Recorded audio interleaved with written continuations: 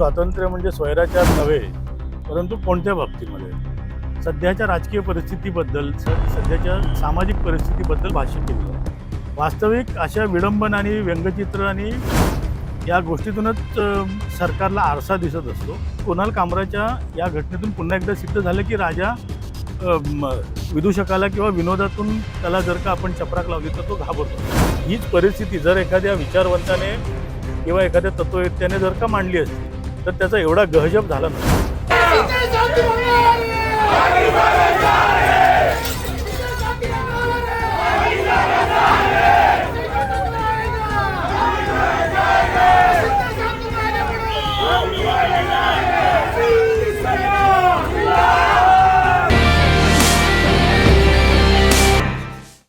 प्रसिद्ध कॉमेडियन कुणाल कामरा यानं जे काही पॉलिटिकल सटायर केलं, कवितेतनं राजकीय व्यंग कसलं, त्यावर आता मोठा गजब झाला. विधानसभेत त्याचे पडसाद उमळले विधिमंडळाच्या या अर्थसंकल्पीय अधिवेशनामध्ये.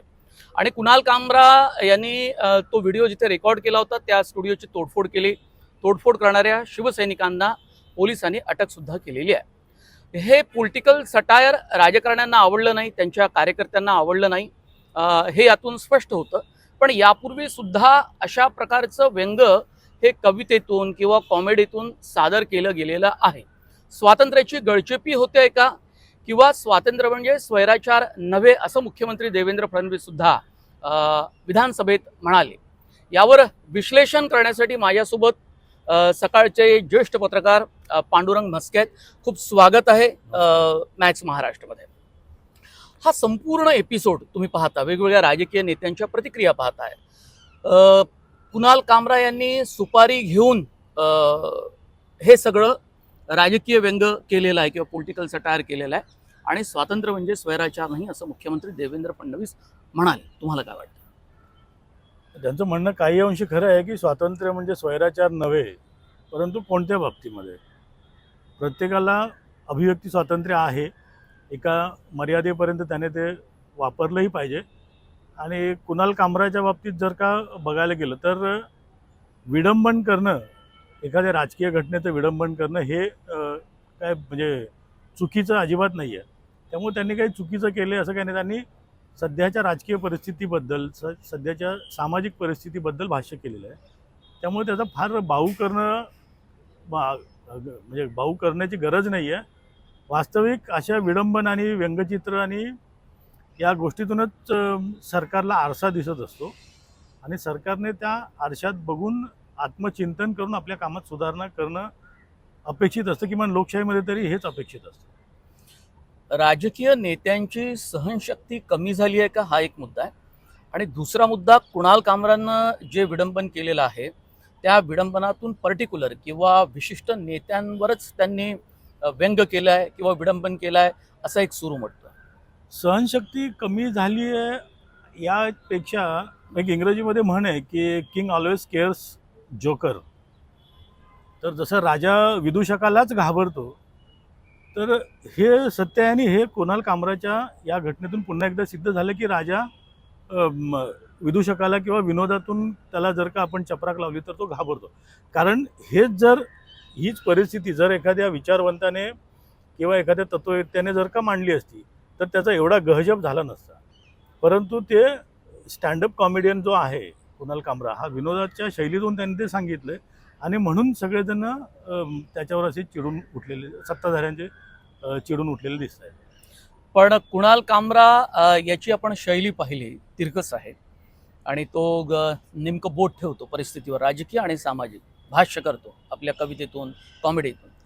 पण त्याची एक लाईन ठरलेली असं वाटतं का, की तो एकाच दिशेने विडंबन सादर करतो, त्याच्या सादरीकरणामध्ये दुसऱ्या राजकीय नेत्यांचा कधी समावेश नसतो? म्हणजे ही त्याची शैली किंवा ही त्याची भूमिका ही बरोबर आहे?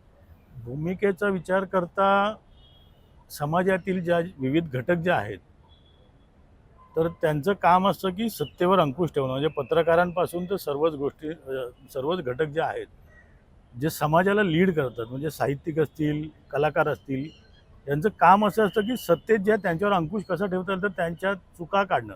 विरोधी पक्षांच्या चुका काढण्याचा काही म्हणजे हेच येत नाही ना. की एकूण जर का तुम्ही परिस्थिती पाहिली संपूर्ण राजकीय सामाजिक आणि पाहिली तर आपण कोणत्याही गोष्टीचा जाब कोणाला विचारणार आहोत, कोणाकडून त्याची उत्तर घेणार आहोत, तर सत्ताधाऱ्यांकडून. त्यामुळे ते एकाच लाईनवर चाललंय हे म्हणणं तितकं संयुक्तिक मला वाटत नाही. यात त्याच्या स्टुडिओची मोडतोड करण्यात आली, हल्ला करण्यात आला आणि त्यांना त्या शिवसैनिकांना अटकही करण्यात आली. तुम्हाला आठवत असेल की छगन भुजबळ यांच्या संदर्भातला एक व्हिडिओ प्रसारित करण्यात आला होता किंवा अशाच प्रकारचा असाच एक प्रकार खूप वर्षांपूर्वी झाला होता. तेव्हाही झीच्या कार्यालयावर हल्ला करण्यात आला होता. त्यानंतर बऱ्याच वर्षानंतर आपण हा प्रकार पाहतोय. भुजबळांची जर का तुम्ही त्या घटनेची आठवण करून द्यायची असेल तर त्या घटनेनंतर भुजबळांना शिक्षाही झाली होती, हे तुम्ही विसरताय. म्हणजे भुजबळांना त्यांचं गृहमंत्रीपद त्यावेळेस सोडावं लागलं होतं.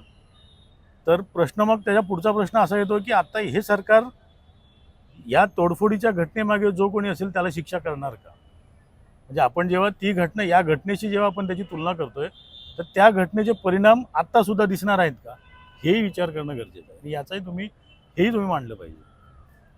पण सातत्यानं अशा प्रकारच्या घटना आपल्याला पाहायला मिळतात समाजामध्ये.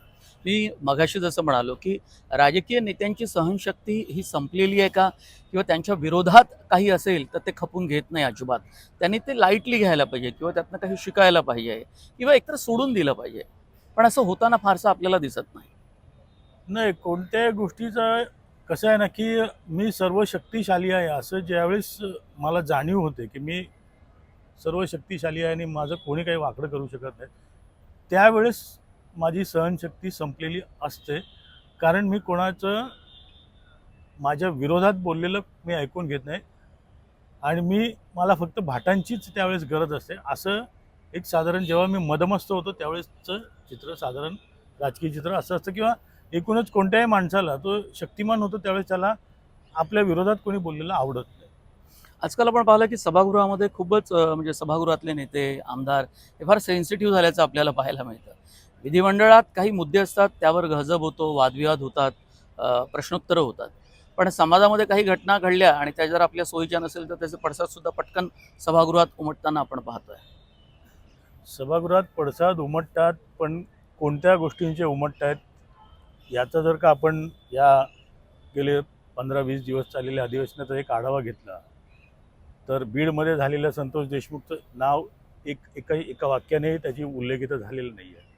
सोमनाथ सूर्यवंशीचा एक ओळीचा उल्लेख इथं झालेला नाही आहे. इथं उल्लेख काय होत आहेत तर हिंदू मुस्लिम, औरंगजेबाची कबर, ज्याचा माझ्यासारख्या दिशा सालियन प्रकरण ज्याचा माझ्यासारख्या सामान्य माणसाच्या जीवनावर काडीचाही परिणाम होणार नाही आहे. बेरोजगारीचा प्रश्न असेल, उद्योगांचा प्रश्न असेल, शेतीचे प्रश्न असतील, किती चर्चा झाली आणि किती वेळ चर्चा झाली. राज्यात घडत असलेल्या गुन्हेगारी, अनेक बाकीच्या गृह खात्याशी संबंधित घटना, त्याच्यावर किती चर्चा झाली किंवा चर्चा होऊ दिली. तर या सगळ्या गोष्टी आहेत. त्यामुळे सभागृहातले सदस्य सेन्सिटिव्ह आहेत किंवा अतिशय संवेदनशील आहेत असं अजिबात नाही आहे. त्यांच्या फायद्याचे विषय सभागृहाचं कामकाज चालू नये याच दृष्टीने सत्ताधारी पक्षसुद्धा काम करतोय असंच एकूण चित्र दिसतंय. सूर्यवंशी मृत्यू प्रकरणामध्ये पोलीस कोठडीत त्याचा मृत्यू झाला असा एक रिपोर्ट आलेला आहे. त्यावर मात्र अधिवेशनामध्ये काही कोणी प्रश्न विचारला? या अधिवेशनामध्ये त्याची ज्या पद्धतीने चर्चा व्हायला पाहिजे होती तशी अजिबात चर्चा झालेली नाही. कारण नागपूर अधिवेशनामध्ये ज्या संतोष देशमुख प्रकरण ज्या पद्धतीने मांडलं गेलं आणि त्यानंतर 1-2 महिने जे सर्व माध्यमांमध्ये ते ज्या पद्धतीने प्रकरण सुरू होतं त्या प्रकरणाची हवाच आत्ताच्या अधिवेशनात गेली आहे किंवा एकूण गेली आहे. तर सोमनाथ सूर्यवंशी तर ही फार दूरची गोष्ट आहे, कारण त्याच्याबद्दल तर कोणी आवाजही उठवलेला नाही. तर या सगळ्या गोष्टी हे गृह खात्याचं अपयश आहे, त्याच्यावर चर्चा होताना दिसत नाही. अधिवेशन घेतलं कशासाठी जातं याचा मूळ उद्देश असा आहे की विरोधकांना सत्ताधाऱ्यांना प्रश्न विचारता यावेत, सत्ताधाऱ्यांच्या चुका दाखवून देता याव्यात आणि सत्ताधाऱ्यांनी त्या सूचना ज्या काही येतील विरोधकांकडून त्या अंमलात आणून किंवा ज्या योग्य आहेत त्या सूचनांचा स्वीकार करून त्या दृष्टीने राज्यकारभार करणं अशी एक सर्वसाधारण पद्धत आहे किंवा पायंडा आहे किंवा संकेत आहे. पण तो या अधिवेशनात किंवा ओव्हरऑलच गेल्या काही दिवसांमध्ये कुठं दिसतच नाही आहे. खूप धन्यवाद.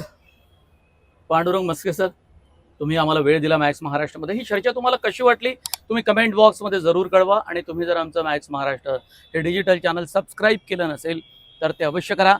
या चॅनलच्या बेल आयकॉनवर जाऊन तुम्ही बटन दाबा, म्हणजे तुम्हाला या चॅनलचे सर्व व्हिडिओ सातत्यानं त्याचे नोटिफिकेशन मिळत राहील.